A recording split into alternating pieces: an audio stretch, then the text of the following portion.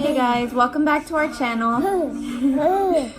I know we have not posted a video in a long time, and the reason is because, you know, Christmas came around, New Year's came. Well, at the beginning of December, he ended up going to the hospital, and just since then I've just put it off. I put YouTube off to the side, and so I thought today I should actually get out of the box and hurry up and do a video.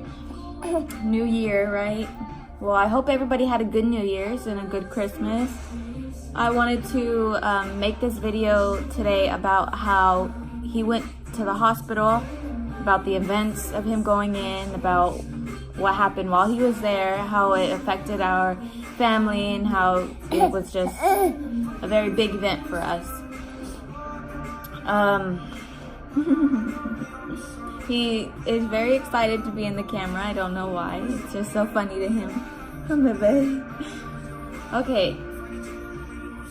So it was Sunday night. We had came back from my cousin's house, and I had fed him at my cousin's house, and he kept that down. Well, when we got home, he was really tired, so I was like, I'm gonna feed him and put him to bed. Well, when I was feeding him, he just unlatched, sat up, and just started throwing up, like projectile vomiting all over me, a good 3 times just in that one sitting. And so I was like yelling at my sister to go get Chris, and she didn't know where he was, and I was like, he's outside. So she ran out there and got Chris and his mom, and then they both came inside, and they're like, what happened? And I was like, I don't think this is normal, because I was drenched in it. The couch was drenched. It was just terrible. And so they asked me, they're like, what do you want to take him to the hospital? And I was like, well, it's just vomit, so maybe he has an upset stomach or something. I was like, let's just take him a bath first, and I'll give him some Tylenol, and then we'll go from there. So we get up, we take him a bath, and then right after he got out of the bath, he looked perfectly fine. Right after he got out of the bath, I was carrying him to the room, and I just stopped because I felt the throw up going down my shoulder and it hitting the floor. He was doing it again, and it was projectile as well. So at that point, I was like panicking, and with him, he's our first kid, so we keep taking him to the hospital for like every little thing. First time he went to the hospital, he had a fever. The second time, his umbilical cord came off, but it was bleeding, so we freaked out, took him to the hospital. We just, I don't know, we're very cautious with him. And so I told Chris, let's get dressed, let's go. So when we get there, he throws up again, but this time it was like a yellow color. It just started changing colors. And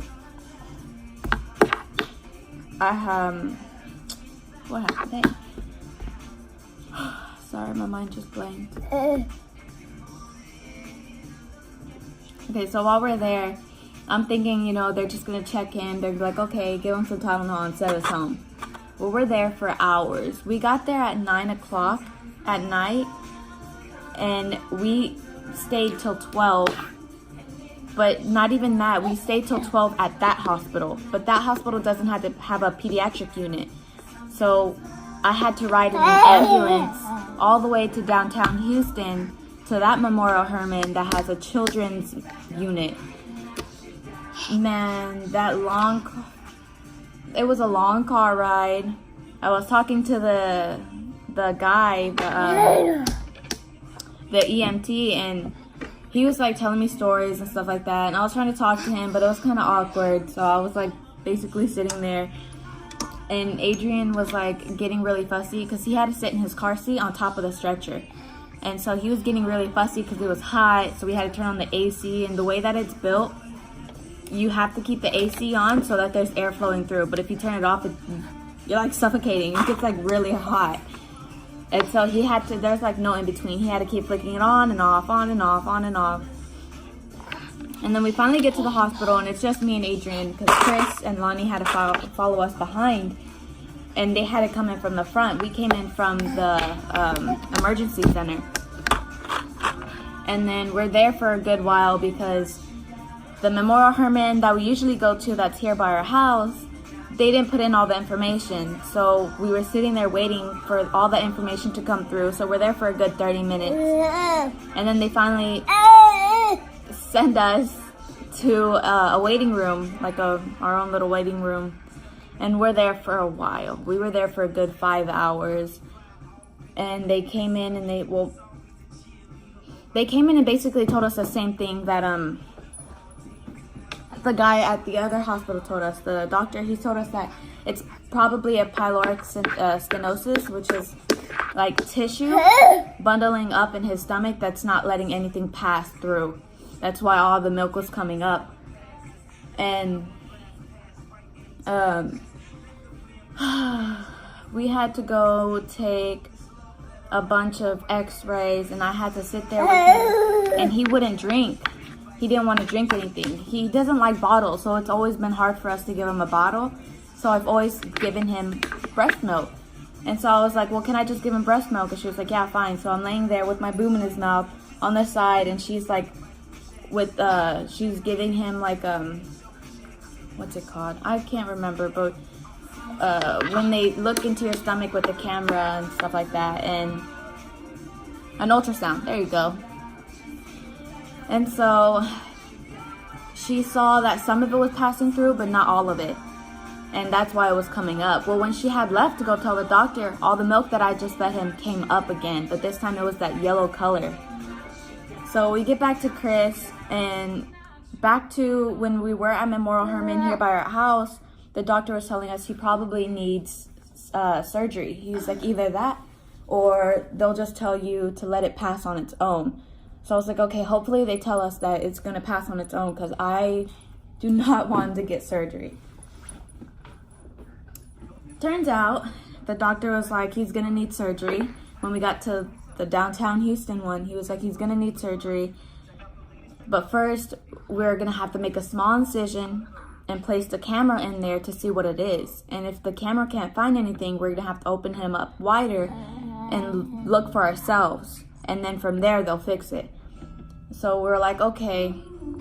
And they're like, we'll do that tomorrow. So, okay. So today, that day, he was, oh my God, I felt so bad for my baby. He was like in and out of sleeps. He couldn't stay awake. He couldn't keep his balance. He was like, he had no food in his system. He had nothing. He had no water, no nothing. He wasn't allowed to eat or drink anything. And even if he did, it would just come straight up. So they put him on a IV. Poor baby. And then they also have to put an NG tube down his nose, which is a nasal gastral, something like that. And what it does is it's supposed to go in your nose to the back of your throat and into your stomach, so it takes out all that like yucky, gassy stuff and puts it into a container. Well, the first time the lady went and did it, we had to pin him down, and I was crying because he was screaming, and it was so sad.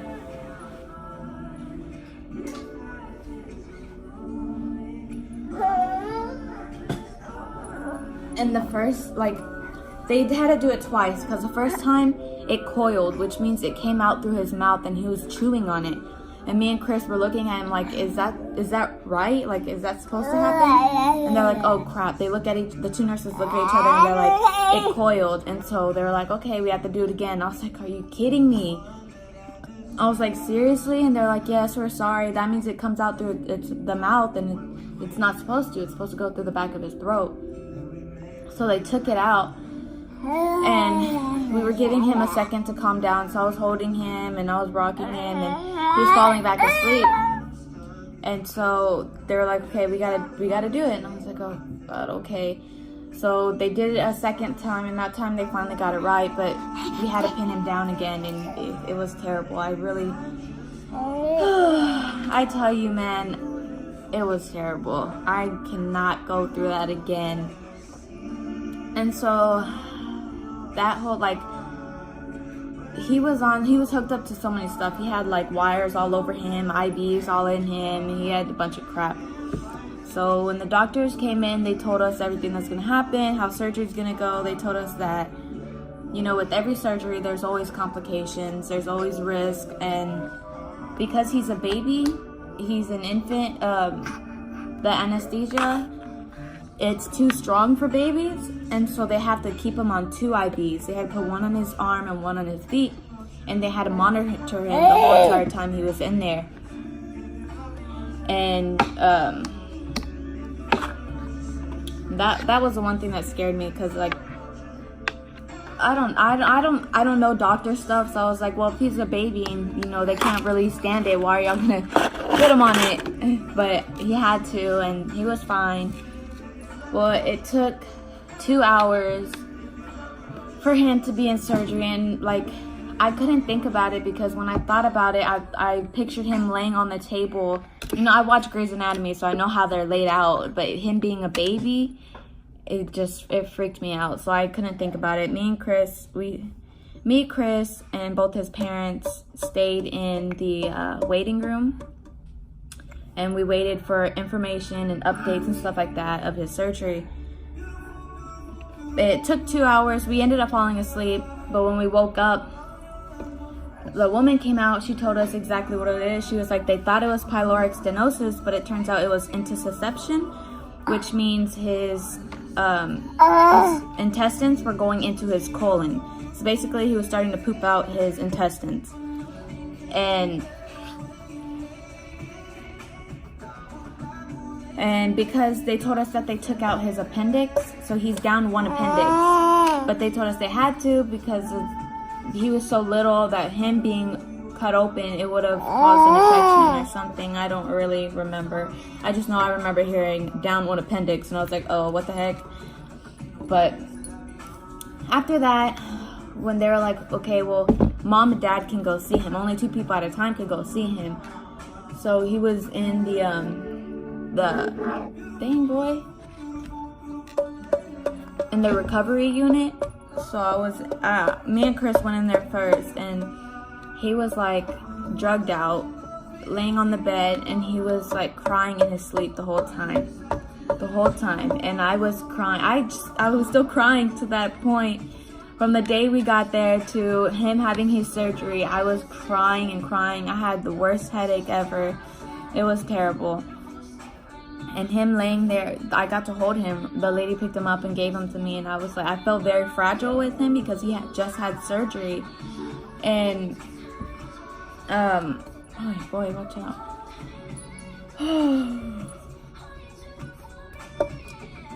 And then, you know, laying him back down, I was like very, very fragile. I didn't want to bend his stomach or anything like that, because his incision's about this big, and his belly button's like right in the middle. It's like right on top of his belly button.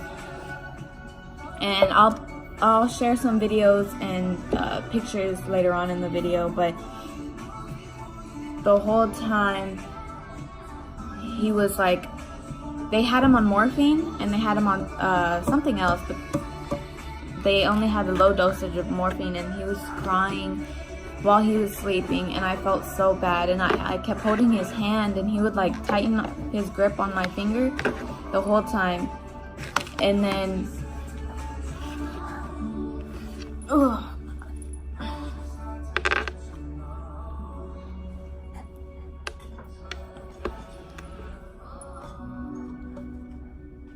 so the recovery part was kind of hard too. It was just really hard watching him being in pain like that, and not knowing whether or not he was hurting or if he was just tired. Like I don't know, it was just very bad.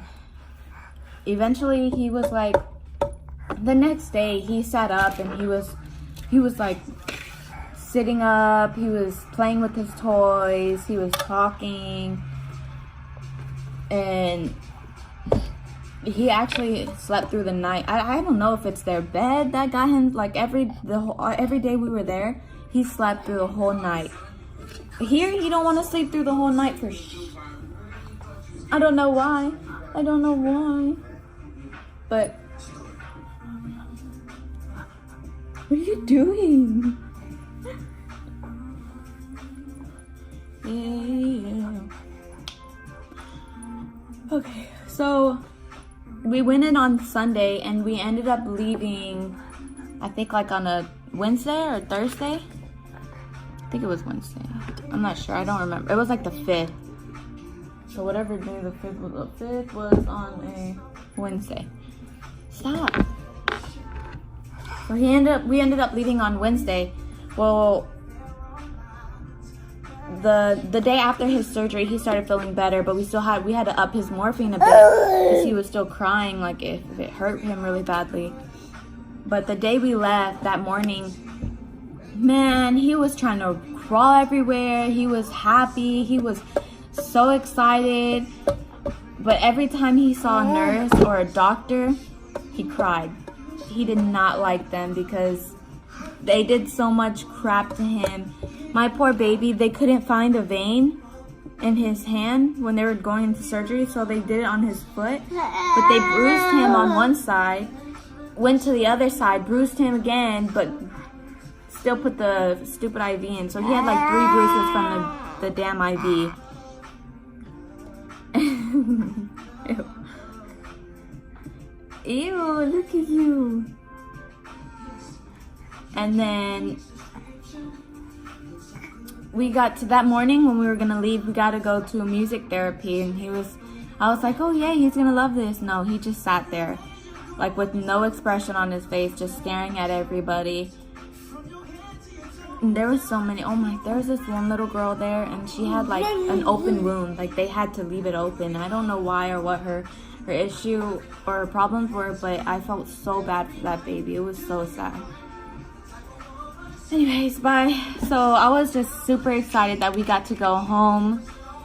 We would have went home the next day after surgery, but they had to keep him in because he didn't have enough. He didn't have enough of anything. We had to like, can you get out of the camera?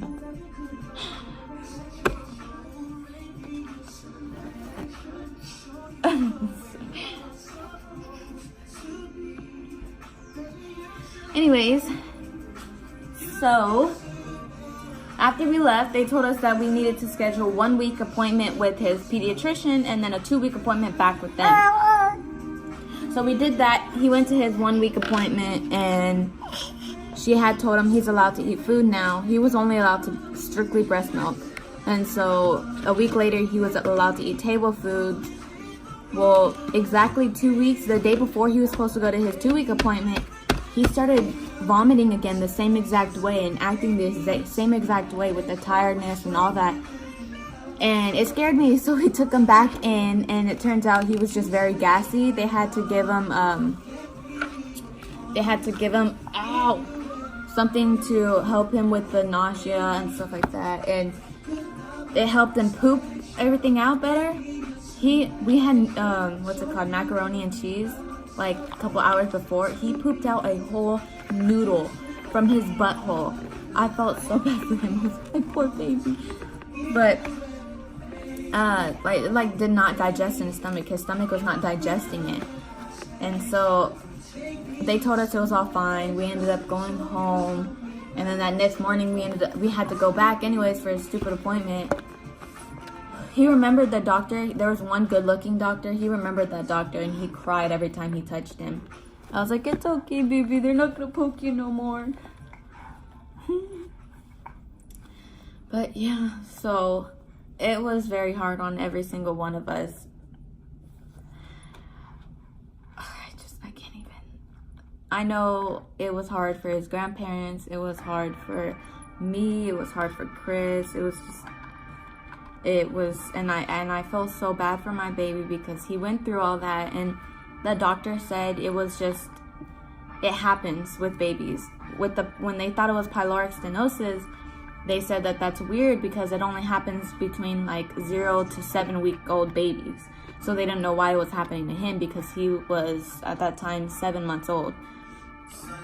And so when they went in and they told us it was intussusception, they said that it's very common for babies, that it was going to happen no matter what. There's nothing we did for it to happen. There's nothing he ate or anything like that. It was bound to happen. It happens in any infant and every infant. It's really just it can't happen kind of thing.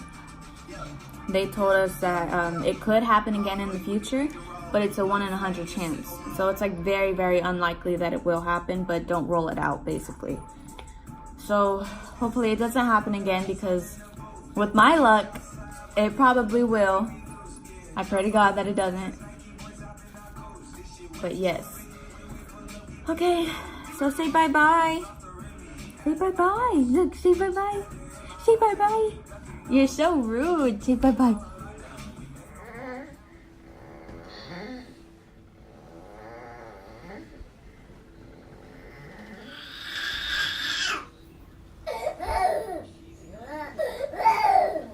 Baby.